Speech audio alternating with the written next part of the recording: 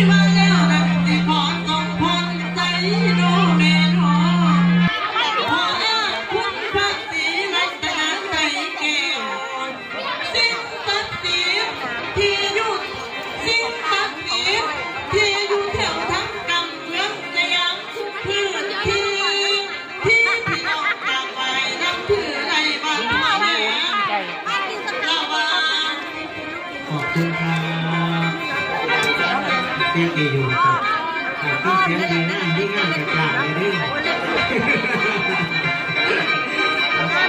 ขอบคุณมากอันนั้นเดี๋ยวไปเศร้าบาทก็ให้พระเอกได้ได้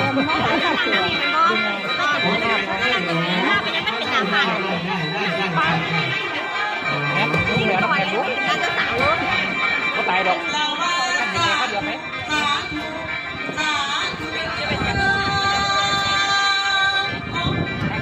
เสาไฟจับได้แต่ว่าใส่ไฟจะจับ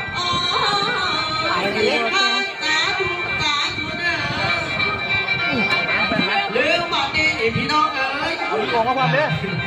เอาตัวมาความ2 วัน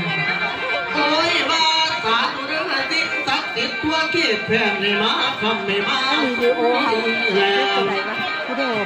ดีแม่เอ้ยผู้บ่าวสาวทั้งสองให้พร้อมทักอยู่กันว่าชื่อ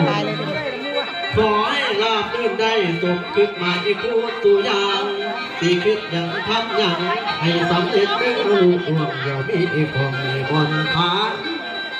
ขอให้ความมักเจ้ายืนพ่อป่านกับป่าผู้ด่าแล้วผู้เดือนดาวนี้แล้วโอ้ยหักยืนยาวคือดำป่าหักวาลีดาวเมาเพ่งกันเสมอดามติ้วสาวดาว